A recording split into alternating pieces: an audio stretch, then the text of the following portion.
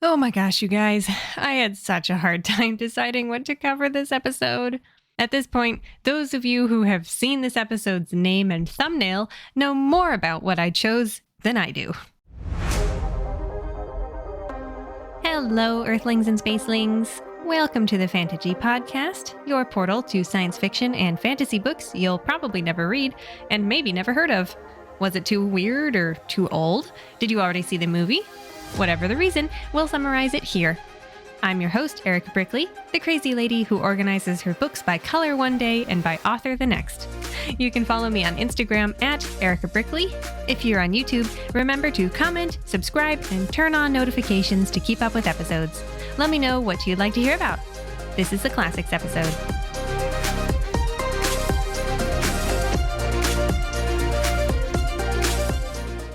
Choosing a book for this episode was really difficult.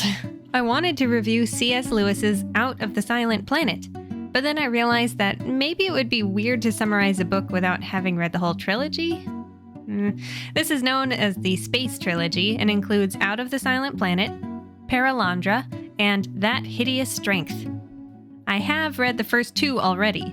The third is the length of those two combined, and I got distracted by another book, so I haven't gotten around to finishing the trilogy yet. So, just in case, I will finish reading that while working on other episodes. Well, if not Lewis, who should I read? I keep little piles of candidates in my office, and I look through them sometimes. I stared at them for a bit, then I asked my husband for a tiebreaker. He chose Fantastic Voyage by Isaac Asimov. Okay, we'll go with that. I plan to talk about an Asimov at some point. However, I started examining the cover and read this. The most amazing story you will ever read, as 4 men and 1 woman journey into the living body of a man. A novel by Isaac Asimov, based on a screenplay by Harry Kleiner. Oh man, I wasn't planning to talk about any books based on screenplays, at least not for a while. The reason this one was on my shelf is that I bought it and the sequel at a book sale years ago, and I haven't gotten around to reading them. I didn't realize it wasn't an original story, even if it is an original iteration. So what now? I had 3 more in the pile without going back to my library in search of other quote-unquote classic novels. I decided to start the rotation from scratch this season, rather than pick up where we left off last season, mostly because I couldn't decide what weird book to talk about. So this episode is supposed to be a book that's old and/or influential. In the past, we covered The Never-Ending Story, The Voyage of the Space Beagle, and Herland.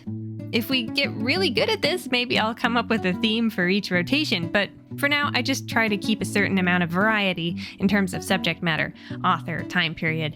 Why not go with that? Let's pick a book based on when it was written. And yet again, crap. 2 of the 3 remaining books in the pile were written around the same time. Red Planet by Robert A. Heinlein and The Martian Chronicles by Ray Bradbury were both completed in the late 1940s. Since Flatland by Edwin A. Abbott came out in 1884, making it an extreme outlier, I decided to focus on the remaining 2. Somehow these are both books about the planet Mars. They both have great covers. Do I choose the pulpy-looking story about 2 men and their friend the puffball alien? Or do I write about the upsetting highs and lows of telepathic civilization? So, I did what any half-baked social media personality would do. I posted about it. I shared a poll on my Instagram story, on Threads, and in my YouTube community tab. Surely my small yet passionate audience would have an opinion on Heinlein versus Bradbury. However, I was wrong. Most people looked at the poll picture and moved on without choosing an option. I didn't get enough responses to feel like it really knew what people would be interested in. Do I have to make a decision by myself? Okay, it's time to be an adult and choose something to write an episode about. The best I can do is look back at the episode I just finished, Cluster by Pierce Anthony, and look ahead to what I have planned for the WTF episode and decide what would create some variety. At first, my choice was based on the fact that Red Planet has a white puffball alien as one of the main characters, and we just heard about all the non-humanoid aliens in Cluster. So I thought, let's save the Heinlein for another day and talk about Ray Bradbury's The Martian Chronicles. It won the polls by a slight margin anyway. And yet, all that said, I was still hesitant to cover that book. If you listened to season 1 of this podcast, you'll remember me saying that I tried to pick quote-unquote classics based on how influential yet relatively unknown they are. I don't want to cover books like Dune or Lord of the Rings that have been covered 1,000 times already. In the case of The Neverending Story, the movie has been talked about a lot, so I wanted to break down the beauty of the book. In the case of Herland, it is very old yet enduring in its concepts while being largely unknown. I also think about authors I want to review. For example, Isaac Asimov is one of the greats, and I definitely want to cover his work, but he is best known for his Foundation series and his Laws of Robotics. I want to cover something of his that people may have heard about, though not read, and now that Fantastic Voyage is off the table, due to being based on a screenplay, I have another book in mind for later. And similarly, if I want to cover Ray Bradbury, one of the juggernauts of American fiction, I need to choose something besides Fahrenheit 451, since that one is not only popular, but a reading assignment in high schools everywhere. I think most people who know Bradbury probably remember The Martian Chronicles because of the TV adaptation from 1980, and anyone who hasn't read the book might be surprised to learn it's a series of short stories that were later compiled. And this is what really gave me pause. I don't really enjoy reading short stories that much. Or rather, I tend to burn out while reading collections of them. I love Anne McCaffrey's The Smallest Dragon Boy, but I haven't read anything else from her collection, Get Off the Unicorn. In high school, I read a few stories from Future on Ice, edited by Orson Scott Card, and I really loved those, but I only made it through 3 of the 18 stories. Robot Dreams by Isaac Asimov, Portraits of His Children by George R.R. Martin, and Tourists by Lisa Goldstein. Similarly, the last time I tried reading The Martian Chronicles, I burned out about halfway through. It isn't one narrative, but many smaller ones happening on Mars. Even though this book was most popular amongst the few people who responded to my social media polls, I didn't feel confident about it. And another Bradbury book popped up that I want to cover another time. Back to the book pile. I wondered if I should suck it up and go with the oldest book on my shelf, the aforementioned Flatland, A Romance of Many Dimensions. As I said, it was written by Edwin A. Abbott in 1884, though he published it under the pseudonym A Square, like how J.K. Rowling published Hogwarts textbooks using the fictional authors' names. In the introduction to the book, the British mathematician Banesh Hoffman hypothesizes that this was also to create some distance between Abbott and Flatland, since it was so different from his other works. He normally wrote anonymously about religion and worked as a school headmaster in London. According to The Annotated Flatland by Ian Stewart, the book is meant to comment on the hierarchy of Victorian society through allegory, but has endured as an examination of dimensions, published when Albert Einstein was just 5 years old. The introduction is beautifully written, going on about how open-minded Abbott was to write a book like this despite not being a mathematician himself. Hoffman writes that the book makes it clear that we may be able to escape some dimensions, such as jumping from 2D to 3D, but there is no way to escape time, except through enduring works like this one. Hoffman says, "Time, the tyrant, holds sway in Flatland as in our own. Relativity or no relativity, we still have only one dimension more than the creatures of Abbott's imagination. We still have only 3 spatial dimensions to their 2. The inhabitants of Flatland are sentient beings, troubled by our troubles and moved by our emotions. Flat they may be physically, but their characters are well-rounded. They are our kin, our own flesh and blood. We romp with them in Flatland, and romping, we suddenly find ourselves looking anew at our own humdrum world with the wide-eyed wonder of youth." That was written in, I believe, 1952. Scrolling through the Wikipedia pages for Abbott and Flatland, there's some interesting stuff here. He was never known for the book in his lifetime, passing away in 1926 at age 87, yet it still birthed an extended universe. A spin-off story was written by Charles Howard Hinton, who coined the term Tesseract, in 1907, and sequel stories came out in the 1960s, including The Dot and the Line by Norton Juster, best known for The Phantom Tollbooth. These were followed by works in the 80s, 90s, and 2000s inspired by the original Flatland story. Interestingly, these books were not written by sci-fi authors, but by scientists and mathematicians, titling them things like Sphereland, Planiverse, Flatterland, and Spaceland. Wikipedia also lists several films from the 60s, 80s, and 2000s, like one based on Juster's The Dot and the Line. The book seems to have had a resurgence in the early 2000s because 2 animated movies came out in 2007 based on it. There was Flatland and Flatland the movie. We'll talk about those more later. Additionally, an episode of Star Trek called The Loss was inspired by Flatland, though it mostly focuses on an empathic character losing her powers while the ship is caught up with a bunch of flat creatures that aren't well explored. This character says, "I feel as two-dimensional as our friends out there, in the universe but barely aware of it." By the end of the episode, however, she realizes that the 2D creatures are plenty emotional, so much so that her senses were rattled.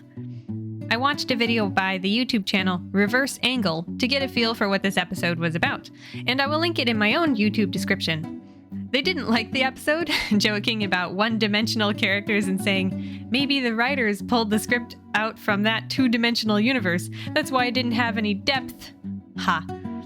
I would probably agree, but I can see what the writers were going for if they based it partly on Flatland, which is meant to be about emotional geometric shapes.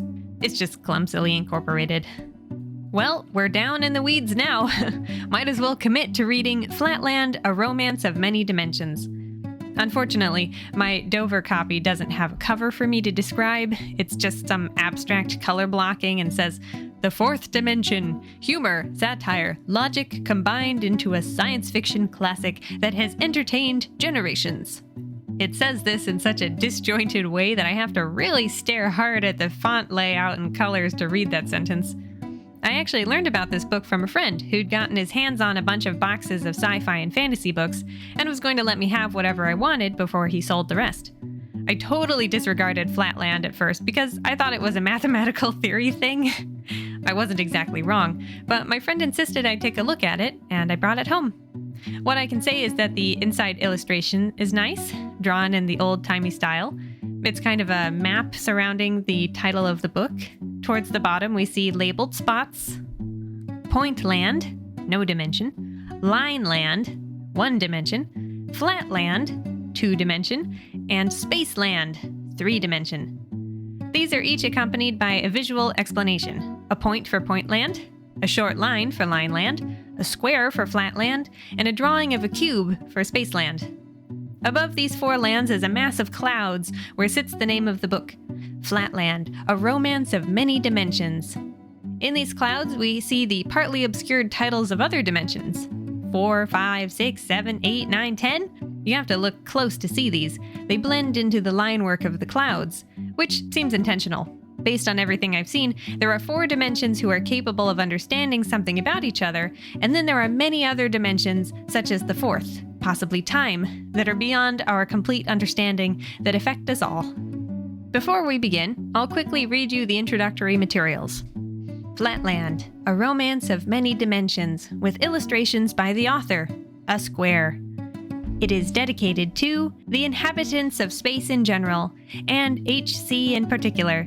This work is dedicated by a humble native of Flatland in the hope that even as he was initiated into the mysteries of 3 dimensions, having been previously conversant with only 2, so the citizens of that celestial region may aspire yet higher and higher to the secrets of 4, 5, or even 6 dimensions, thereby contributing to the enlargement of the imagination and the possible development of that most rare and excellent gift of modesty among the superior races of solid humanity. Preface. This part of the book actually says that it is the preface to the second and revised edition, 1884, written by the editor. But I believe it is simply part of how Flatland was originally published, meant to immerse the reader further into the fantasy of this world in the same vein as Fantastic Beasts and Where to Find Them by Newt Scamander, aka J.K. Rowling. I agree that she is problematic, but the literary comparison stands, so I'll just go with it. To be clear, I'm referring to the textbook written in 2001 and designed to look like it really belonged to Harry Potter as a student. The movie franchise about Newt Scamander, by the same name, was not conceptualized until much later. She also wrote Quidditch Through the Ages under the name Kenilworthy Wisp. A more serious comparison might be Heart of Darkness by Joseph Conrad, the inspiration for the film Apocalypse Now, which was written in second person. The whole story is being spoken out loud and communicated to the author. It is not the teller's story, nor the author's, but mainly that of someone else. This preface is written as though by a friend of the author, a man from our dimension, who became acquainted with a square from another dimension. He says, "If my poor Flatland friend retained the vigor of mind which he enjoyed when he began to compose these memoirs, I should not now need to represent him in this preface." Basically, this fictional preface explains that this book has been popular enough to warrant a second edition, but the square is too old to fully articulate what he wants to say about it, so this human friend is helping out. To start with, the square wants him to explain how it is that beings in Flatland can perceive length and width, but not height. More than that, how can a line be seen and its length understood if it has no thickness, no height, no depth at all? Please keep in mind that Abbott, who wrote this book, was a teacher writing in academic circles about mathematical concepts. For anyone who has been out of school for a little while, let's take a moment to review the basics of geometry. First, you have a point. It has no dimension at all. On a graph, it goes nowhere. It simply exists where it is or is moved to. Next, you have a line, which has one dimension, length. It might have two ends, points, or one end or no ends. It has length, but only left or right. Next is a plane with two dimensions, length and width. A square or other basic shape is included here. It has sides made out of multiple intersecting lines that make angles and enclosed areas, but no thickness at all, flatter than the paper it's drawn on. And finally, you have a solid with three dimensions, length, width, and height. Cubes and spheres and other items that exist in 3D space are in this category. Geometry is all about measuring points, lines, shapes, and objects. Returning to the book, which was written by a two-dimensional square, we learn that the people of Flatland understand that they are long and broad, length and width, but can barely understand height even after witnessing it in Spaceland. He understands that the people of Spaceland can't comprehend a world that is only 2D, for how can you perceive something that is less than flat? But that is because they are accustomed to 3 dimensions. A 4D being would similarly struggle to understand a 3D world. Everything is relative. What about lines? How can you see a line if it has only one dimension, length? The square explains that it has no height, but it does have brightness. If you were to ask his fellow Flatlanders about the unrecognized dimension that is somehow visible in a line, they would say, "Ah, you mean brightness." And because he cannot measure what it is he means to communicate, they dismiss him. And apparently, the square has been living in prison for the last 7 years due to his heretical talk of thickness, and the chief circle, something like a high priest, visits him annually to see if he's any better. Since the square cannot explain height to another Flatlander, the square has remained imprisoned. He claims there is a dimension like length and width that cannot be measured, and therefore no one believes him that it exists. Again, if a 3D person could glimpse the 4th dimension as it acts upon other Spacelanders, but couldn't explain or measure it, who would believe him? Quote, "Well, that is my fate, and it is as natural for us Flatlanders to lock up a square for preaching the 3rd dimension, as it is for you Spacelanders to lock up a cube for preaching the 4th. Alas, how strong a family likeness runs through blind and persecuting humanity in all dimensions. Points, lines, squares, cubes, extra cubes. We are all liable to the same errors, all alike the slaves of our respective dimensional prejudices." Unquote. The preface author goes on to say that the square would like to defend himself against critics' notion that he is not in favor of women, though the author admits his terminology is a bit muddled in Flatland ideas and can be difficult to interpret. Even in Spaceland, it is only recently that women's stories have been given any real consideration. This begins to touch on subjects that are not well described here, such as the difference between straight lines and circles in terms of social class, and reminds the reader not to think that every minute detail about daily life in Flatland corresponds to something in Spaceland. We must read the square's full account to understand it all.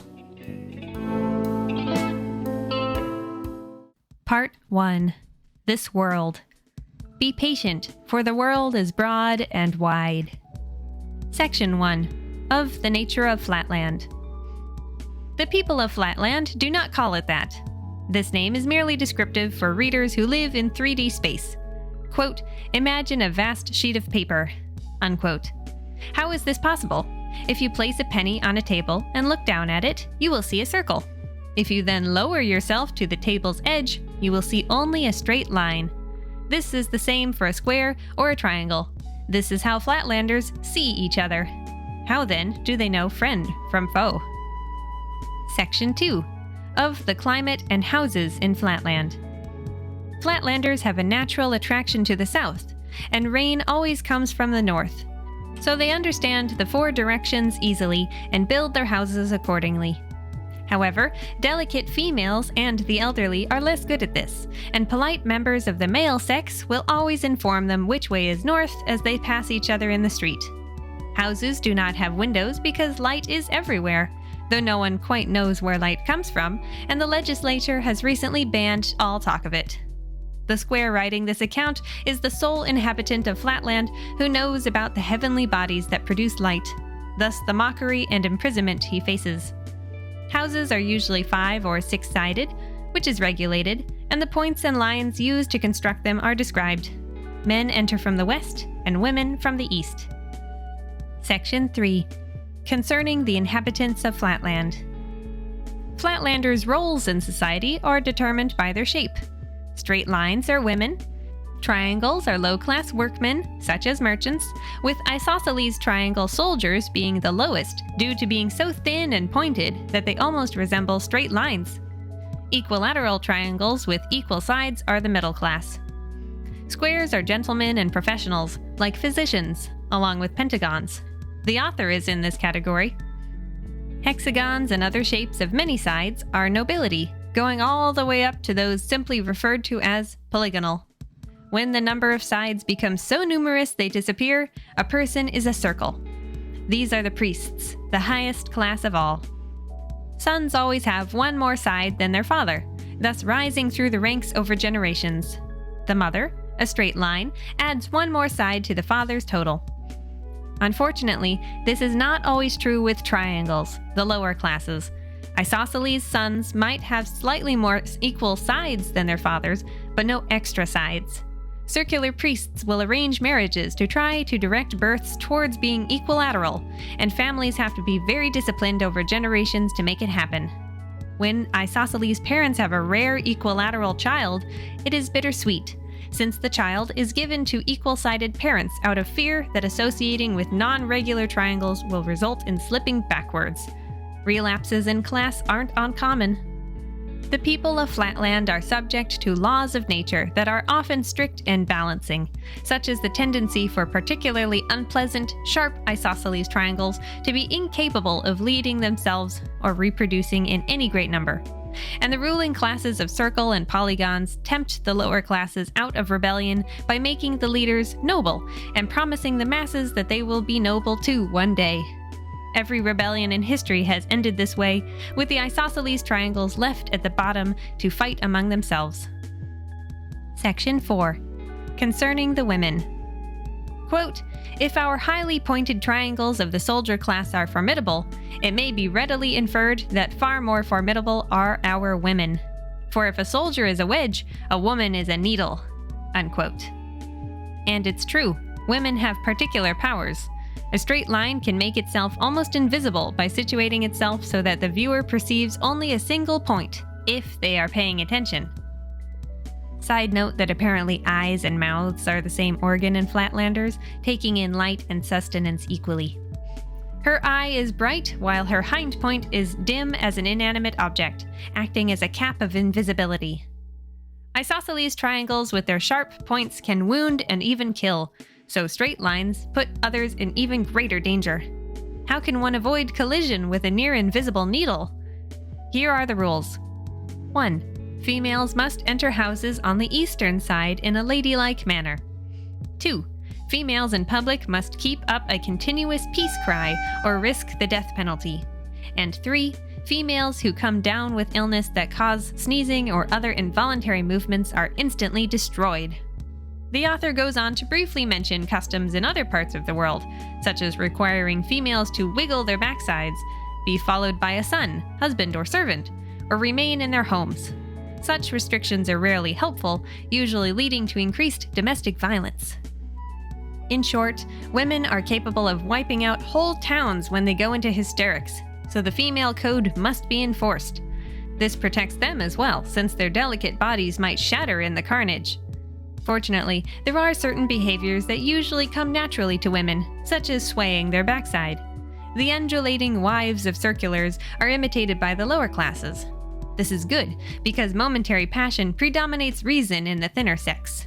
Lacking any angles that encourage reflection, forethought, or brain power, they are liable to fall into fits of fury and kill their families without remembering it. Therefore, women's apartments are designed to restrict their movements. Less intelligent isosceles triangles who don't adhere to manners and custom might find themselves massacred, thus thinning the herds of lower classes. High-class consorts are required to face their menfolk with their bright eye at all times, though this can lead to an endless string of chatter and scrutiny, so middle-class women are often more enjoyable company due to being allowed to turn their backs and get on with their household chores. Women never have anything of import to say. Spacelanders would be justified in thinking that women's living conditions sound deplorable, and they would be right. Straight lines live within necessary constraints without being able to progress in status. One woman, always a woman. At least they have no memory to recall their discomfort, nor forethought to anticipate more of it. This is the only way Flatland can continue to exist. Section 5. Of our methods of recognizing one another. Flatlanders do not have shade to give depth to light, do not have two eyes, do not have color, do not have the ability to get a top-down look at their fellow shapes. Instead, they use their hearing to identify friends and even several social classes. They feel each other to learn more with strict introductory protocols. They infer each other's angles, and they use their sense of sight. Section 6. Of recognition by sight. Although all figures in Flatland appear equally line-like to the eye, the truth is that there are some differences, especially among the upper classes who live in temperate climates where there is fog much of the year. The author includes diagrams to demonstrate how an equilateral triangle and a pentagon look different to a Flatlander approaching them, due to things like the brightness of their point in contrast to the distance of their other angles. Fog causes things near and far to dim at different rates, thus helping the viewer guess at their size and shape. It is far from a surefire method of identifying people, especially in a crowded ballroom, but it has its use cases. People go to school and university to master these methods. The higher classes do not feel at all, instead relying mostly on sight, being sent to seminaries rather than public school to be raised with this different set of manners. Sight recognition is a luxury. The best thing a young shape can do is stick to one or the other. For failing university exams means being unable to survive in upper-class society with sight, while also being ill-equipped to work among people who feel each other.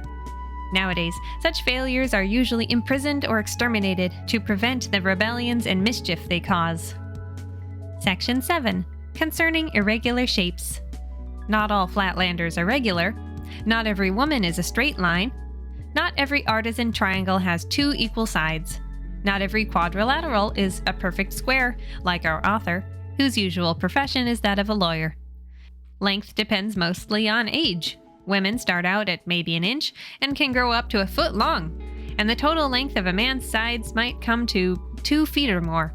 But the equality of those sides is more important.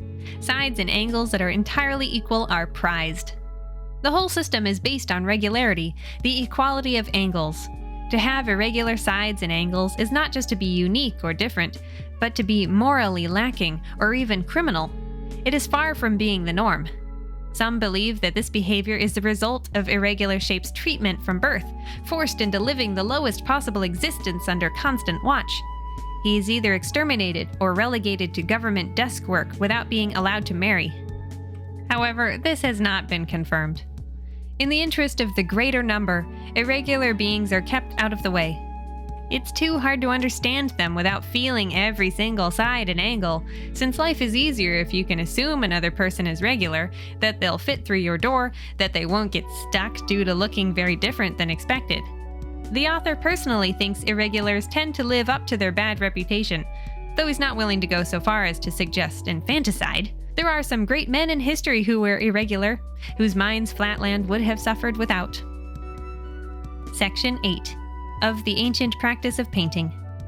Despite having all the battles, conspiracies, tumults, and factions that are expected of people in Spaceland, the truth is that artistically Flatland is quite dull by comparison. The only differences in one's field of vision come from brightness and obscurity, without color or other types of beauty.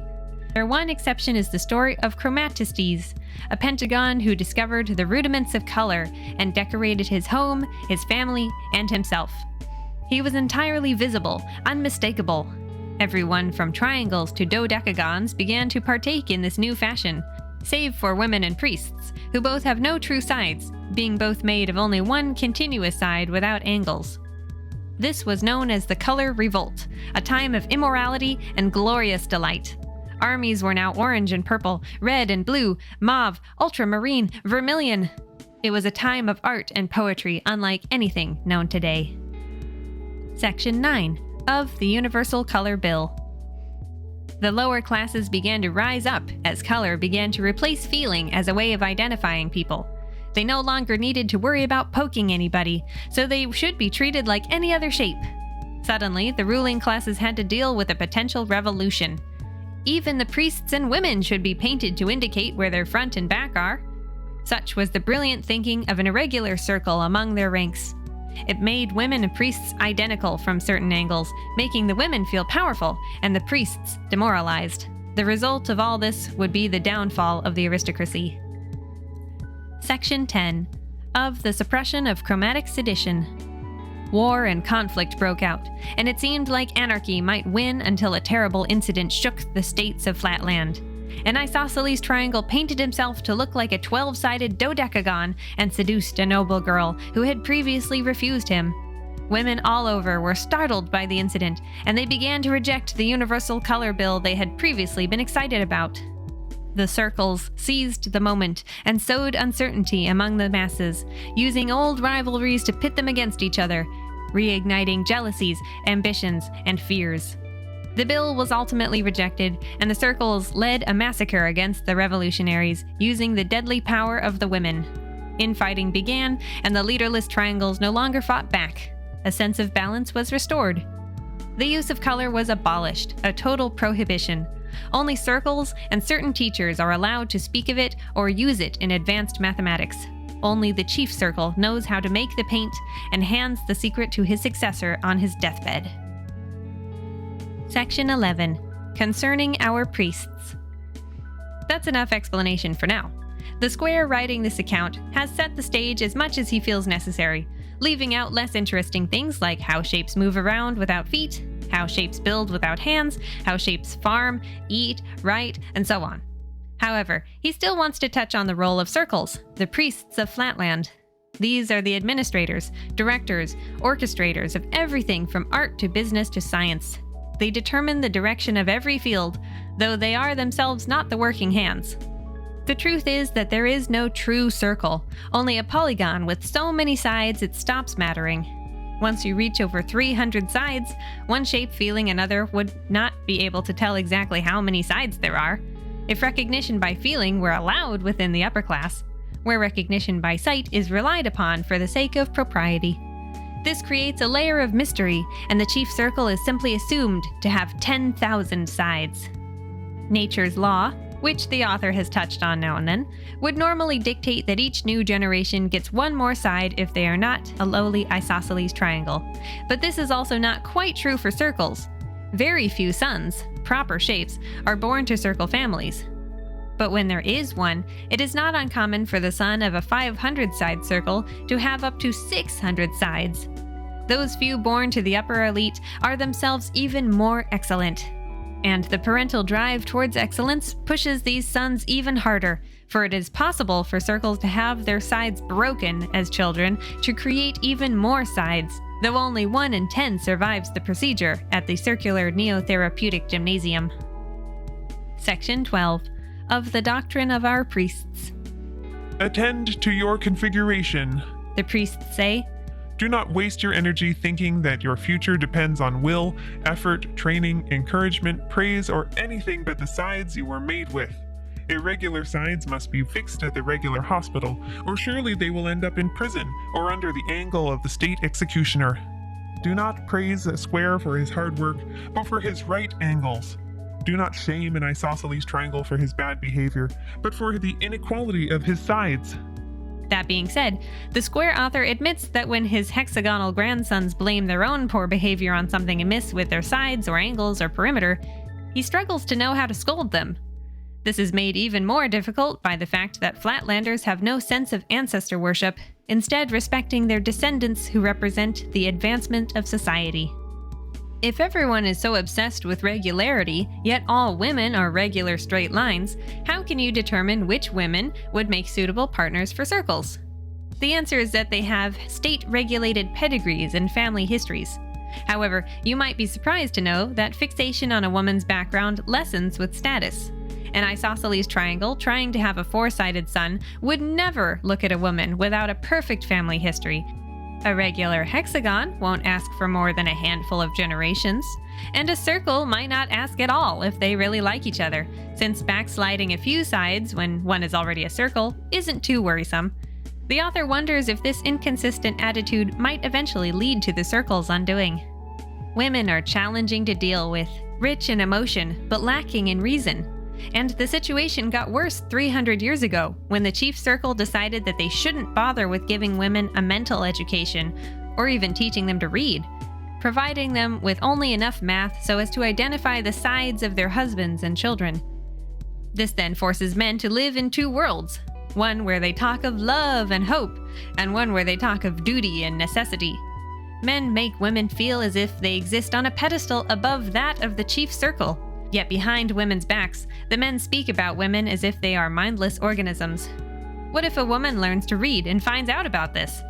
What if this double think has consequences in future generations?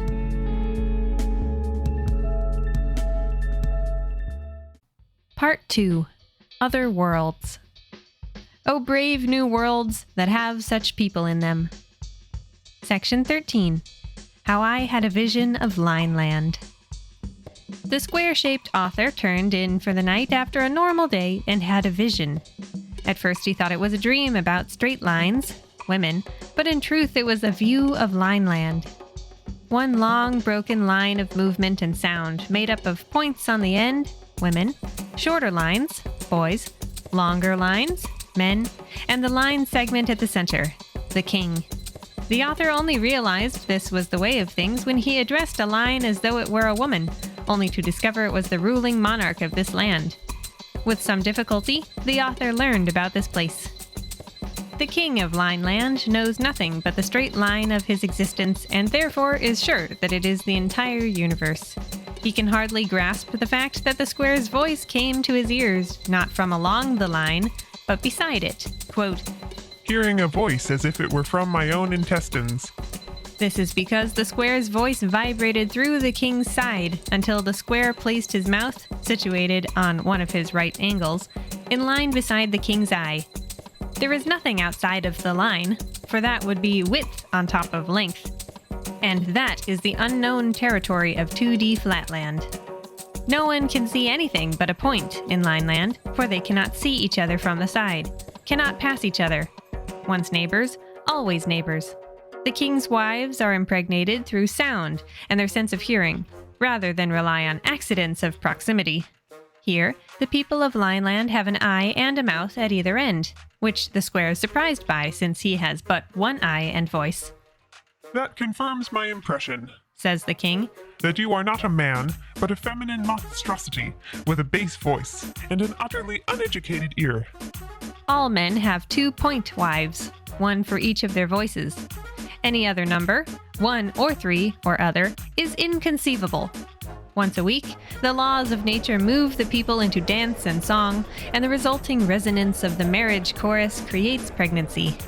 Each woman has 3, a boy and 2 girls. How else could the balance of the sexes be maintained if 2 girls were not born for every boy? The king says. Would you ignore the very alphabet of nature? He then goes on to explain the long courtship between individuals through song, distance not being a factor. Section 14. How I vainly tried to explain the nature of Flatland. After hearing all this nonsense, the square tries to explain where he comes from, wants to know more about how these people see each other. Of course, when all that is visible in a line is the end point of one's neighbor line, the idea of sight recognition is absurd. You cannot tell the difference between a line and a point that way. Here, space is length. The king can call to his wives, one north and one south, and know exactly when his voice will have traveled the more than 6,000 miles to reach them, and when their answers will reach him. The echo of both his voices and their own inform them about his length. There is no touch here. Women, points, are very delicate, and therefore everyone keeps their distance. Voice is the essence of one's being and cannot be faked or mimicked. Their hearing is much better than the squares, who can barely make out the returning chirrups of the king's wives. What the square saw from the outside can only be imagined by the king as the insides of men and women, for his world exists in a single ongoing point. The two have a discussion about left and right, which are different from north and south. The square removes himself from Lineland to demonstrate, and at first the king thinks him dead. Or her, since his single mouth resembles a female point's. As far as the king can tell, the visitor disappeared and reappeared without proving anything. Outraged by the king's claims that he is a woman, the square shouts back in return, proclaiming that he is a line of lines far superior to the king of Lineland, despite being only a middle-class citizen of Flatland. Just as the king charges at him and the people of Lineland sing their deafening war cry, the square wakes up at home. Section 15. Concerning a stranger from Spaceland. It is the last day of the 1999th year, and tomorrow is a new millennium. The square relaxes with his wife while their sons and grandsons retire to their rooms. He wonders about something his bright hexagonal grandson said when they were talking about how 3 squared equals 9. 3 times 3 is 9. The boy wondered if then 3 times 3 times 3 would be yet another number. This is impossible, for there is no such thing as 3 cubed in Flatland. Suddenly, the square feels a presence, and someone unseen replies, "The boy is not a fool, and 3 cubed has an obvious geometrical meaning." The married couple are quite startled, but calm down enough to insist on an introduction. They see what appears to be a woman, yet perhaps round, yet changing its shape in ways impossible for anyone.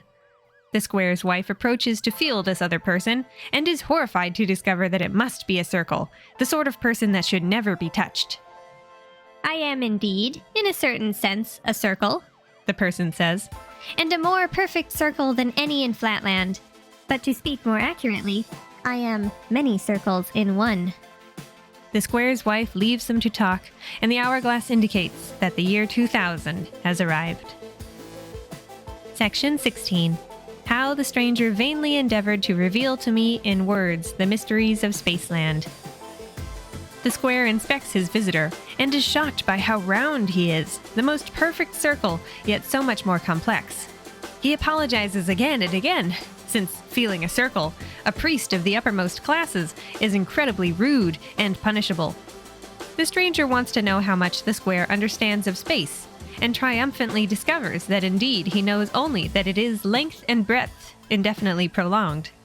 He seeks to show the square a third dimension, a place that a square could only see had he another eye on his side, a concept the square can only understand to mean an eye in his stomach. The stranger proceeds to explain that he looked upon Flatland with ease, understanding everything by sight through his vantage point. The square, his wife, his children and grandchildren in their rooms, their isosceles servants. He came not through the northern roof, nor from up or down, right or left, but from another direction. When this fails, the stranger changes tactics. He points out that even though the square's wife is a line, she is not one-dimensional. She is really a very, very thin parallelogram with some breadth as well as length, all of which the square knows and understands. She has some thickness up and down, some left and right, and some other that is perceived as brightness. The square is not convinced, so the stranger tries to explain that Flatland is a flat plane, as if the shapes there float on the surface of a liquid without sinking or rising. The stranger only looks like a circle to them when he cuts through their plane as he does right now. He was able to see the square's dream of Lineland and asks him to recall how it was speaking to the king, how he had to insert part of himself into the unbroken line of their existence. Only a single side of the square could sit on the line to make himself visible. So too can the stranger only make a small part of himself visible. The only way the stranger can prove that he speaks the truth is by passing in and out of Flatland so that the circles of his body change size. A sphere dipped in water at first touches only a small area, creating a small circle. And that circle becomes bigger as the ball is submerged halfway so that the full diameter is surrounded by the surface of the water. The square is startled by the growing and shrinking and vanishing of the stranger, for he cannot detect the rising he speaks of. When the stranger is out of sight, the square can still hear him, as though through his heart. The stranger, who the square has begun to think of as a sphere, despite lacking full comprehension, tries again.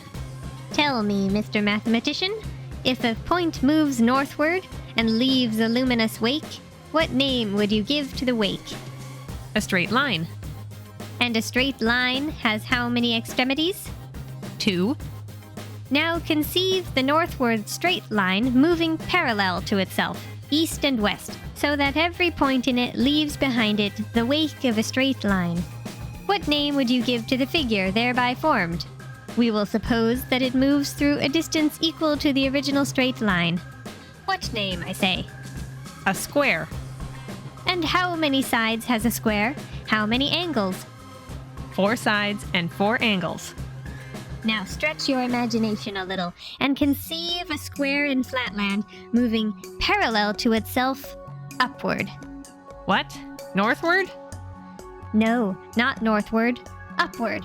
Out of Flatland altogether. If it moved northward, the southern points of the square would have to move through the positions previously occupied by the northern points. But that is not my meaning. I mean that every point in you, for you are a square, and will serve the purpose of my illustration. Every point in you, that is to say, in what you call your inside, is to pass upwards through space in such a way that no point shall pass through the position previously occupied by any other point. But each point shall describe a straight line of its own. This is all in accordance with analogy. Surely it must be clear to you. And the conversation continues from there until the square becomes quite upset and rushes the stranger. Section 17. How the sphere, having in vain tried words, resorted to deeds. The square moves to attack the sphere with his sharpest point, but the person slips away out of his dimension. Why will you refuse to listen to reason? The sphere asks. I had hoped to find in you a fit apostle for the gospel of the 3 dimensions, which I am allowed to preach once only in 1,000 years. He decides to try deeds instead of words, and the sphere begins to list everything he can see. The contents of the cupboards, the hiding places of money, the location of the keys. To prove his point, he reaches into the cupboard, retrieves an accounting book, and transfers it to the opposite side of the room, just as the square goes looking for it in the cupboard. He laughs at the square's horror. What you call space is really nothing but a great plain, he says. The sphere ascends higher to get a look inside the theater, the neighbor's house, and so on. He even pokes the square in the stomach, in his very insides. Unable to take this torment, the square does his best to pin the sphere against the wall while calling for aid, ignoring all pleas to not let anyone else know this secret that is the culmination of a 1,000-year wait. The sphere realizes that there is only one more thing he can do. Section 18. How I came to Spaceland and what I saw there. The square screams in horror, dizzy and disoriented, certain he is mad or in hell, but a voice assures him that it is simply knowledge. He reluctantly opens his eye to see the full shape of a perfectly circular being, though they are all enclosed, and he is not looking into their organs at all. It is the sphere. The fear the square felt for this person turns into worship as he perceives Spaceland, then is shown his own pentagonal home from above. He can see the rooms, his family, the doorways, his wife looking for him. They rise farther and farther, and the square is shown the vastness of Flatland. Cities, mines, mountains. The square says that this is like being God, but But the sphere points out that this skill alone would mean that even the thieves of Spaceland are gods in Flatland. There is more to divinity than sight. They visit the High Council, who have a great meeting every 1,000 years. The notes taken at the last great meeting make it clear that others were visited by Spacelanders in the past and told people what they experienced, only to be labeled insane. However, the square is sure he is different, that he could explain space to a child and not risk imprisonment as he preaches the gospel of 3 dimensions. To prove that this task will not so easily be done, the sphere jumps into the counselor's midst, then away when the isosceles guards come forward to trap him. When he disappears, the counselors merely speak of the last time this happened and arrest the guards to ensure that this strange secret never gets out. Sadly, this includes the square's brother, a clerk. Section 19. How, though the sphere shewed me other mysteries of Spaceland, I still desired more, and what came of it. The square is unable to move through Spaceland without the aid of the sphere, so he can only watch his brother be taken away. The sphere consoles him and distracts him with the mechanics of a cube. It is difficult for the square to understand what he is seeing, since differences in light and depth are new to him. Rather than simply look at it, the square is encouraged to touch it and understand. While enjoying the knowledge being bestowed upon him, the square wants to know even more. No longer does the sphere look entirely perfect, for surely there are dimensions and forms beyond this one looking down at their seemingly tiny perspective. The square wants a look at the sphere's insides to fully understand what he is. The sphere scoffs at this, wanting to continue with lessons in cylinders and other 3D shapes so that the square can bring the gospel of 3 dimensions back home. But the square is stubborn. If he has just seen the intestines of all his Flatland countrymen by the sphere's power, then the sphere should be able to follow suit. For surely he has knowledge of the 4th dimension, from which the entirety of spheres can be perceived. The square's mind has jumped ahead to the next level. Just as Flatland is more vast than Lineland, as Spaceland is more vast than Flatland, surely the next dimension is more wonderful still, for there must be yet more dimensions. A point is 1 point, a line is 2 points, a square is 4 points, a cube is 8 points, so the next dimension would have 16 points. At length, the sphere admits that there have been reports of beings descending into Spaceland claiming vaster knowledge, but there is no consensus. It could be Thoughtland, for all they know. Now the square is really excited. What about a 5th dimension and beyond? He talks so long without heeding the sphere's warnings that he is thunderstruck by his sudden fall out of Spaceland back into Flatland, with one final glimpse of the boring world laid out beneath him. Section 20. How the sphere encouraged me in a vision. The square keeps his adventure to himself and reflects on what he saw. How to explain upward, yet not northward, to another person. He falls asleep and sees the sphere again, who guides him on a vision to Pointland, where a single individual point is their entire universe. What joy, what beauty, what happiness! The square's shouting is perceived as its own complex thoughts, adding to its brightness and pleasure. Afterward, the sphere teaches the square how to explain space to Flatlanders, encouraging him to aspire to something greater, not just more dimensional. Section 22. How I tried to teach the theory of 3 dimensions to my grandson, and with what success.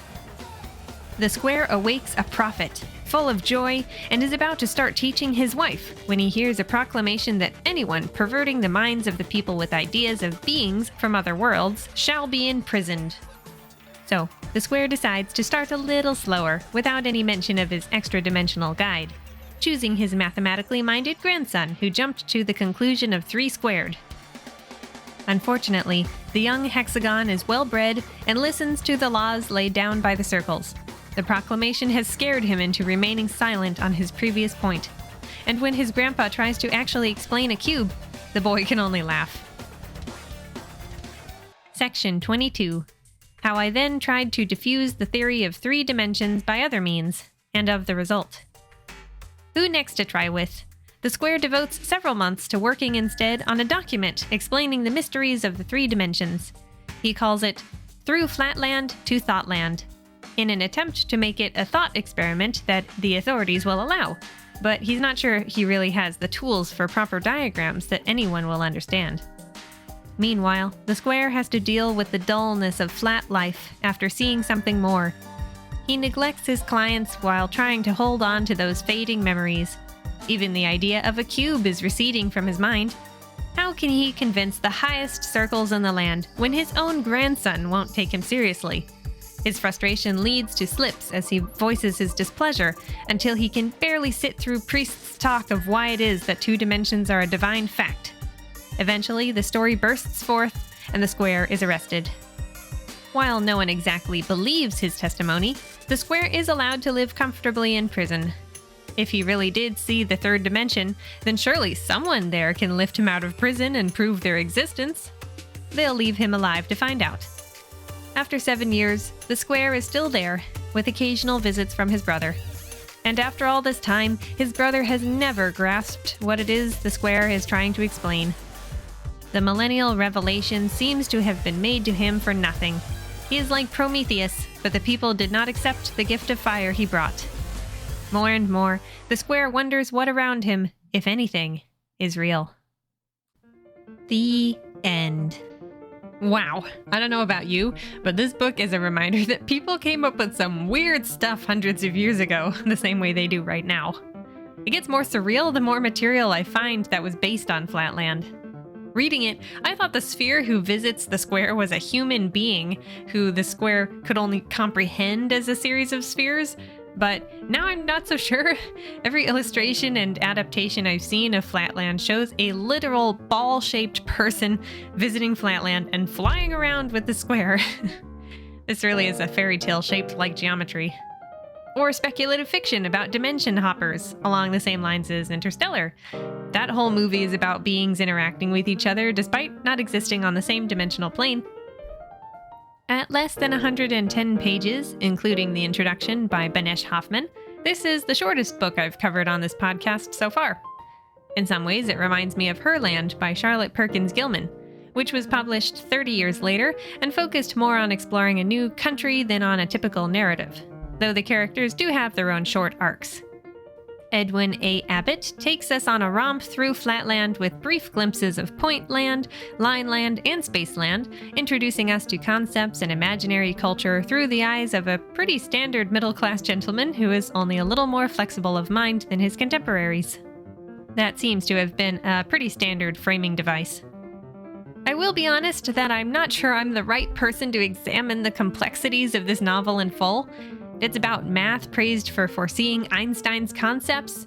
It's about the United Kingdom in the 1800s. It's about social class and heresy and gender politics.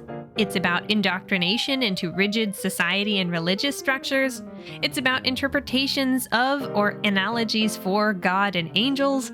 It's about speculation around the future of society, with reference to a version of the year 1999, right before the new millennium. The best I can do is draw parallels where it's already pretty obvious in the text. Gentlemen and nobles are superior to soldiers, a la Jane Austen novels. The color revolt sounds a bit like the Renaissance, an explosion of art and writing whose equal has yet to be seen. If the book is as much allegory as it is fantasy, much like The Never-Ending Story by Michael Ende, then Abbott clearly thought that society was flawed, that it had become too rigid when there was more art and color to be had, more equality between people and even the sexes. This is one of those books that I think is largely satire, blowing everything out of proportion. But in this day and age, that can be hard to spot. I wasn't entirely sure what to take seriously in the first few sections. There are a shocking number of men out there even today who believe women are all one way, deep down, and that a strict social order inside of which women are deemed inferior is the key to comfort. Men's success comes at the sacrifice of women's happiness. Or perhaps women should just be happy with what they have? They don't get to be professionals. To quote the 2003 film Latter Days, they get to be wives and mothers. Did Abbott believe women should be treated this way, or was he just writing about this particular culture, or is Flatland meant to hold a mirror up to society and say, really? This could even be a case like Robert A. Heinlein's Starship Troopers, which is about an authoritarian society, but has sparked debate about whether Heinlein himself believed in authoritarianism or was just following an idea to a conclusion. Let's just take a closer look at Flatland for now. In the second dimension, the laws governing the lives of female straight lines are kind of funny to me, almost like Asimov's 3 laws of robotics. It's not a simple question of oppression or proper place. Men have to think of rules to prevent themselves from literally being killed or otherwise harmed by the non-men around them. As far as I can tell, Abbott was writing about the extremes of Flatland to point out to his countrymen how silly it is to put human 3D women in social boxes. Women don't kill people by simply moving around too much. Women are capable of remembering past hurts and foreseeing future agony. We are very much not straight lines that need to be controlled, but brains in human bodies, just like our male counterparts. Gender is a spectrum, so please forgive me for talking in binary terms this episode. There was a time when simply acknowledging women were capable of deep thought was very open-minded. Similarly, Abbott was making it clear that people, men in general, are not shapes. We are not circles, squares, and triangles that fit neatly into 2D boxes. Men might see themselves as very particular things that are different and more varied than women, as if they have a certain number of angles, when really we are all shaped more or less the same. Why put all women in a single box, then sort men into lots of silly, simple boxes? It's ridiculous. Abbott seems to want the reader to think it's ridiculous. And yet, ridiculous as it is, perhaps it is human nature to categorize and assign arbitrary rules, to assume the lower classes are violent, stupid, and unorganized, as if they are predictable, dangerous triangles, little better than women. And yet, it's made clear that the upper classes use various tricks to manipulate these people. Even if the difference in shape and integrity has some basis, the Flatlanders admit that you can't always tell the difference between two people without a detailed feel, for it's easy to confuse a 10-sided person with a 12-sided person, and vice versa. At some point, rank starts making men look the same, and ranking them gets sillier and sillier. Intelligence is often equated with physical angles, and we all know humans are more complicated than that. Parts of the book make it sound like Flatland is pretty cut and dry. Straight lines, women, have to live a certain lifestyle or they risk killing everyone around them. Regular sides and angles equal moral goodness, and more sides means one is more noble. Then again, the author admits that there are irregularities. He's not sure whether criminals come from nature or nurture, though he's sure women have nothing worthwhile in their brains. Again, I think Abbott purposefully included ridiculous points that are very easy to poke holes in. The life of shapes is too black and white. There are actually lines in Flatland that remind me a lot of Jonathan Swift's essay, A Modest Proposal, in which he suggests the poor feed their babies to the rich since they are worthless as people and make so many babies anyway. Swift also wrote Gulliver's Travels in 1726, over 100 years before Flatland was written, and that is also a fantastic social satire. Gulliver visited many countries where impossible things happen, yet much of what he sees is an allegory for the ridiculousness of what was, for him, modern day. I wouldn't be surprised if Abbott was inspired by his work, especially based on this line from page 31. The art of healing also has achieved some of its most glorious triumphs in the compressions, extensions, trepanings, colligations, and other surgical or dietetic operations by which irregularity has been partly or wholly cured.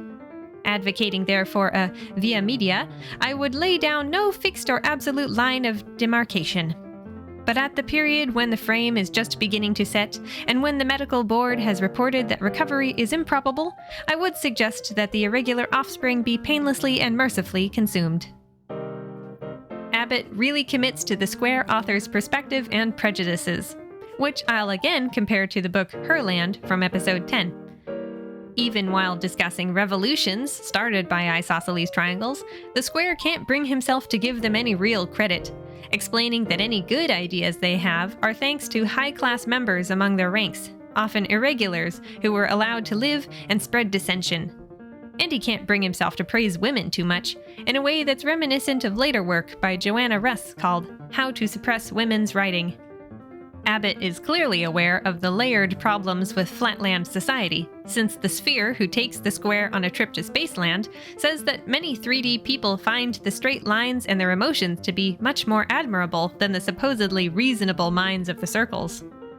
Something about their invisible flying around reminds me of A Christmas Carol by Charles Dickens, which predated Flatland by about 40 years. I also quite like how Abbott plays with the similarities between women, straight lines at the bottom of society, and priests, circles at the top. Since the circles represent anything from religious leaders to government administrators, I won't pick apart the allegory too much here, but it seems like Abbott wanted people to think critically about those who direct society without needing to get their hands dirty. Returning to the ridiculousness of the culture presented, while working on this episode, I took a family road trip one weekend and listened to an audiobook when it was my turn to drive. I've already read Jane Auel's The Clan of the Cave Bear a couple times, but it's been a few years and I wanted to try listening to it on the drive. As a quick disclaimer, I know that the Earth's Children series isn't perfect. The main character is incredibly white, complete with platinum blonde hair, for an early Homo sapien who lived at the same time as Neanderthals, and she is something of a superwoman in the sequels. I used to think the whole point was to follow the very first blonde woman's life, the ancestor of all blonde-haired people with that particular color mutation. But I don't actually know if she is the only blonde person in the series, so throw that hypothesis out the window for now. We'll just take the book as fantasy based on the science available at the time, which Auel herself admits to taking a few creative liberties with. I've personally only read books 1 and 2, so my knowledge about everything beyond comes from Crystal Starr Light's reviews on Goodreads. She gave the first book 5 out of 5 stars, the second book 3 stars, the third through 5th books 2 stars, and the 6th book just 1 star. After her raving review for The Clan of the Cave Bear, she starts her review for book 2, The Valley of the Horses, with this line: "I've never seen a series take such a downturn so fast." You can seek Crystal Starr Light out on Goodreads if you're curious, but she inspired me to skip the rest of the series and keep my good memories of the first book. Anyway, why am I bringing this up? Well, while listening to Cave Bear, it occurred to me that there's a similar sort of feminism going on within Jane Auel's book and Edwin Abbott's Flatland. Both series ask the reader to imagine a social structure that is similar to what we know as Westerners, Americans, Europeans, etc., or far stricter. We've just reviewed Flatland, where female straight lines exist at the bottom of the hierarchy due to their inherently dangerous, needle-like physical form. In The Clan of the Cave Bear, we become intimately acquainted with a tribe of Neanderthals for whom the difference between men and women goes beyond basic physical differences, having been baked into their racial memories. Men are incapable of cooking, just as women are incapable of hunting. This is an imagined society where culture and instinct are intertwined. When you introduce a Cro-Magnon human, who pretty much resembles humans as we know them today, and ask her to conform to life with nonverbal, barrel-chested, bow-legged people whose expectation of conformity goes far beyond basic social constructions, you get an interesting story. This modern human girl wants to do more than be female. She wants to ask questions, to use weapons, to hunt. She is at once traditionally feminine, desiring a child and learning the healing arts, and incredibly athletic and talented with a sling. She doesn't fit in. I think that stories like this really make it clear that human women should not be placed into a single solid box. It's really easy to think women need to stay in their place, whatever society has decided that is, as if the structure of society depends upon it lest we all fall into anarchy and chaos. But the truth is, women are not straight lines. They won't needle somebody to death simply because they move around too vigorously. They won't always fly into hysterics at the first sign of trouble. Women are not Neanderthal females. They won't endanger the family by choosing to do something besides cook or carry luggage, as if men are incapable of doing those chores. The truth is that both sexes, and the bodies that fall in between, are strong and able to do everything that needs to be done.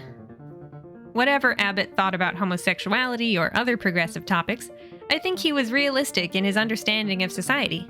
What's the harm in letting women out of their homes, letting them make their own decisions? Men and women are more than shapes and lines. We are more similar than that. This point is driven home in section 12, when the author of Flatland wonders if everyone is suffering in their efforts to keep women in a box of ignorance. Just as shapes are equated with their number of sides, claiming that irregularity of form leads to irregularity of behavior, women are equated with their emotional natures. They are not trained to be anything else, and will therefore continue to decline mentally. This is where you can really see Abbott's social commentary coming through, since this logic can be applied to all sorts of scenarios. Are minorities in Western countries prone to poverty because of their skin color, or are they treated like they are prone to poverty? Are women worse at math and science because they are too emotional, or are they bad at things they were never taught to pursue or focus on? I especially love what Abbott says about how women think about this. Among women, we use language implying the utmost deference for their sex, and they fully believe that the chief circle himself is not more devoutly adored by us than they are. But behind their backs they are both regarded and spoken of, by all except the very young, as being little better than mindless organisms. Who says chivalry is dead, eh? Because this is how Flatlanders think of women, it's pretty amusing to see the Square author be mistaken for a woman while he's in Lineland. This is a fun reminder that different cultures have different markers of masculinity and femininity, as well as different marriage customs and cultural habits. In Lineland, every man has 2 wives. More or less is perverse, impossible. And every man has an eye and a mouth at each end of their body. So, since the Square has only one mouth and eye on one of his corners, the king of Lineland perceives him as a stunted man. The Square is at once offended at being called a woman, and indignant that the king cannot recognize the near godliness of a shape observing lines. This situation perfectly mirrors what happens when the Sphere visits his home. At first, the Square thinks this person is some sort of thief rather than a demigod, and he even stoops to the same level as his wife when he insists on feeling every non-existent angle of the Sphere rather than relying on recognition by sight, the way upper society is supposed to. As his wife says, feeling is believing. Considering that Abbott was a minister who wrote a lot about theology, I'm impressed with him for writing a story that suggests gods or angels may be mortals in other realms who can simply see more than we can. That priests are not all divinely gifted men of inherent worth. I suppose it's a lot like the Chronicles of Narnia, or the Space Trilogy, since C.S. Lewis was a religious man, yet wrote speculative fiction that dared to imagine that the fabric of the world was different from what the book of his faith told him. I could also point to Richard Matheson's What Dreams May Come, which presents a version of heaven that is really just layers and dimensions above the physical world we're aware of, with God looking down on it all without interfering. If you like this kind of theological philosophy, I'd highly recommend that book and movie. Though the Robin Williams film has some awkward pacing and editing, the visuals are incredible and really stick with you. Like Narnia loosely follows parts of the Bible, I think Flatland is a loose interpretation of the story of Jesus, or someone like Jesus. For those of you thinking of Life of Brian, that's not what I mean. And maybe not Jesus, but someone like Moses. The Square is just a normal person indoctrinated into the flow of his society, who is then chosen to receive a message from above, a gift of knowledge meant for all his people. The Square compares himself to Prometheus, if humanity didn't accept the gift of fire, but his story reminds me more of a Jesus character, since Prometheus was a divine person who betrayed the gods, and Jesus was supposedly a normal man with a message. Just as Jesus was killed, so was the Square imprisoned, possibly for the rest of his life. I think the implication is that perhaps something the Square says, be it his grandson or his brother, will stick and slowly become a philosophy, a cult of thought, a religion, a movement. The idea that Spacelanders try this every 1,000 years may or may not be a reference to time being measured partly by the birth of Christ. Again, I'm really not a theology student. Hash it out in the YouTube comments for me, will ya? The preface, in which Abbott writes as though he is a friend of the imprisoned Square, drives home the point that the book was not written as an instruction manual for how to treat women, but as a mere observation of how Flatlanders view their straight lines. The Square author's feelings are on display, but not Abbott's own.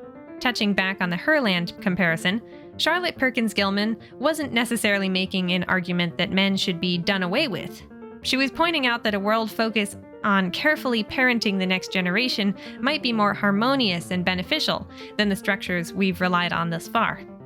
She made a clear choice to write from the perspective of an American man, not from that of a woman whose home is invaded. The beauty of the women's land is shown to those who can contrast it with their own sorry state of society. In Flatland, the square gets a glimpse of the wide, wonderful world of Spaceland and wonders what other dimensions are out there that we live within yet are unaware of. And had he spent more time there, he might have come to understand why Spacelanders found the treatment of straight-line women distasteful. However, if we readers are 3D spheres, we have to ask ourselves how very different we are if we too put women into metaphorical boxes. This again brings up the question of whether or not the sphere who comes to give the square the millennial revelation is actually a human in the same sense that the reader is, or is in fact a simple sentient sphere. Are humans with arms and legs and so on part of a greater dimension? Or are we amalgamations of spheres? I'm not entirely sure. Then again, I'm not sure Abbott was that worried about the exact details. It's pretty amusing the way he skips over certain things like how shapes farm and eat as if they're not interesting. In this way, Flatland is very different from Herland, since the latter goes into a lot of detail about how life works. But that's a 3D story, isn't it? Unfortunately, we can't play our favorite game today because my copy of Flatland has a very simple abstract cover. Doing a quick Google image search, most of the alternatives feature some of Abbott's diagrams featured throughout the book, which you can see in my YouTube video of this episode, or interesting geometric or abstract art. The main appeal of my copy of the book is the claims it makes on the back cover. This is the 7th edition of a perennial science fiction classic about life in a two-dimensional world, written by a noted Shakespearean scholar whose hobby was the study of higher mathematics. It is still a first-rate fictional introduction to the concepts of relativity and multiple dimensions of space. Besides being fascinating reading, Flatland will help you understand certain aspects of modern science better than most texts. A very clear description of how three-dimensional objects must be perceptible to two-dimensional beings will offer you a very helpful technique for imagining and visualizing multi-dimensional forms such as tesseracts and hyperspheres. However, the movies have a lot more cover art to look at. As I mentioned during my introduction, there are several film adaptations of Abbott's work. Let's go over them quickly. First, there was a 1965 illustrated short film by John Hubley that you can watch on YouTube, which I have added to this video's description. It does a pretty good job of portraying the scene where the square is lifted up out of Flatland by the sphere, though I haven't been able to watch the whole film to see what else it does well. Next, there was Flatland, aka Flatlandia, in 1982 by Michel Emmer in Italy. I have also linked that. Though I can't understand everything they're saying, it gives its own take on the 2D world through stop motion. I like how it shows the glass shapes from above and from the side to demonstrate the concept of flatness. It goes into detail about the geography of Flatland, including how rain falls from the north, the hierarchy of society from straight lines on up with the associated customs, the way triangles have rebelled at times, the color revolt, and even how recognition by sight works. This film even plays with the concept of brightness, since a point on the shapes glow to indicate who is speaking since all the characters are the same color. Towards the end, we see a recreation of the square author's home based on Abbott's original diagram and witness the conversation he has with his hexagonal grandson, followed by the square's dramatic glimpse of Spaceland and beyond. In 2007, there were 2 different films. The one called just Flatland by Laud Ellinger Jr. is rather hellish. The shapes look like diagrams of cells from science class, and the story starts with the President Circle losing his son to the rigors of the neo-therapeutic gymnasium and proceeds to show political conflict and the strife of irregular people. Fortunately, it quickly jumps into the meat of the story with the square getting a look at Lineland and the sphere visiting his home. However, the whole thing falls apart when the sphere takes the square to Spaceland in his, spaceship? The sphere is seriously creepy looking. It's gold and has little arms and has these bulbous red eyes. There's a lot of flying around and seeing the sphere city. It's all very weird. I can't decide if the animation is decent or just weird. And then it ends with a war in Flatland, I think? I don't know, it tries to end on a deep note with maybe the square seeing high-dimensional beings right before the credits roll, but I'm not sure I get it. The other 2007 film directed by Dano Johnson and Jeffrey Travis, Flatland the Movie, features a more quality voice cast with Martin Sheen, Kristen Bell, Joe Estevez, Tony Hale, and Michael York. This film has more appealing graphics than the other 2007 movie, though there are all these weird textures that muddle the colors in a way I don't really like. Makes them look dirty. But the illustrators were definitely trying to pull off something like Elementals, Zootopia, a B-movie, or the Emoji Movie, but with flat shapes. People live in cute houses with roofs and refrigerators. There are no straight lines. People are squares, hexagons, and so on. We're introduced to a dystopian world of labor, office jobs, and administrators through conversations between Arthur Square and his granddaughter, Hex. I did like the joke about squaricles instead of cubicles. Their relationship is a bit like Marlin and Nemo in Finding Nemo, with a strict fatherly figure and a very curious child. It's a simple yet imaginative world.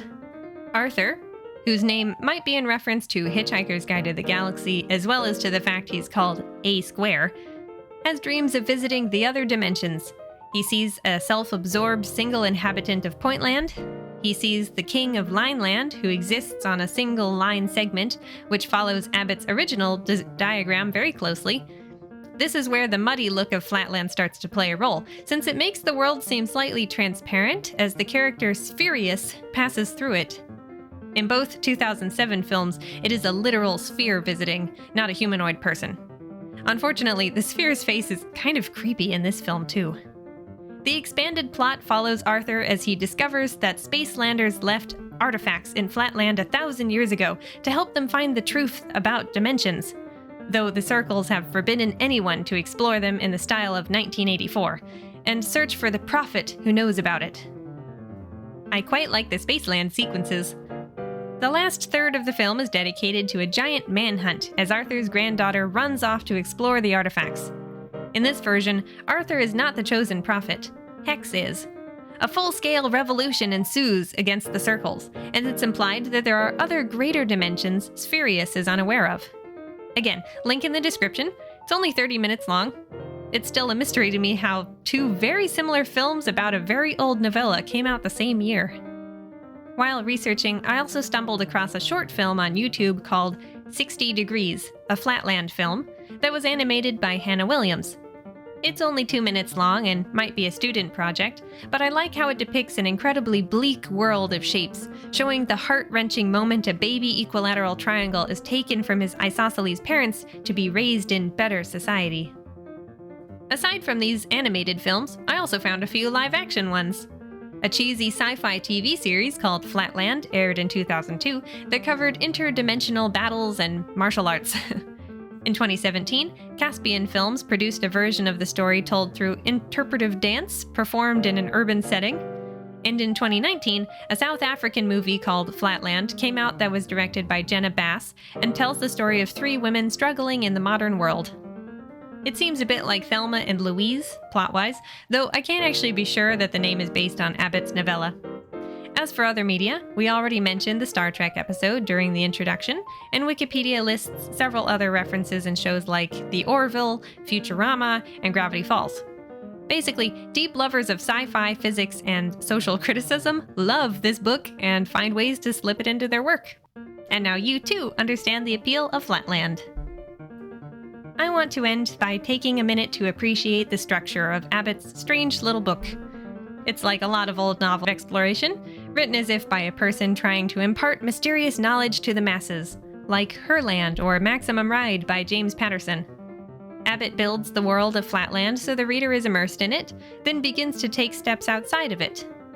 The square dreams of Lineland, seeing firsthand how difficult it is to perceive a higher dimension than one's own as he speaks with the king. And it's difficult not to be condescending towards people in a lower dimension, as shown by the square losing his temper and claiming he is far superior to anyone in Lineland due to his lines and angles, including the king himself. It's humorous that his reaction when talking to the sphere is pretty much the same. The square gets so upset that he attacks, just the way the lines did. And when he does fully perceive the vastness of Spaceland, His first instinct is to worship the sphere like a god, and he has to be reminded that that would mean even the lowliest thief in Spaceland is a god, which devalues divinity as a whole. The sphere is careful to think of everyone, even a single point existing in his own tiny universe, as an individual with worth, while being as understanding as he can of Flatland's rigid social hierarchy. The fact that the sphere is not a god is emphasized by his own reaction to the idea there might be dimensions bigger than his own. Just as the square's grandson wondered if there was such a thing as 3 cubed, the square wonders if there are extra spheres who can look down at 3D Spaceland. It's suggested that there are.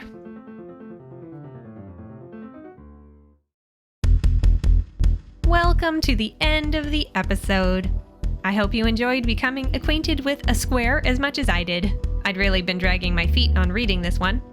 If you liked hearing about Edwin A. Abbott and want to hear about more authors of speculative fiction, make sure you subscribe to the Erika Brickley YouTube channel, like this episode, leave a comment, and click the share button. I really had to struggle not to say sphere button just then. You'll want to get notifications because in 2 weeks we'll be talking about one of the ugliest books on my shelf. Until next time, bye-bye, Earthlings.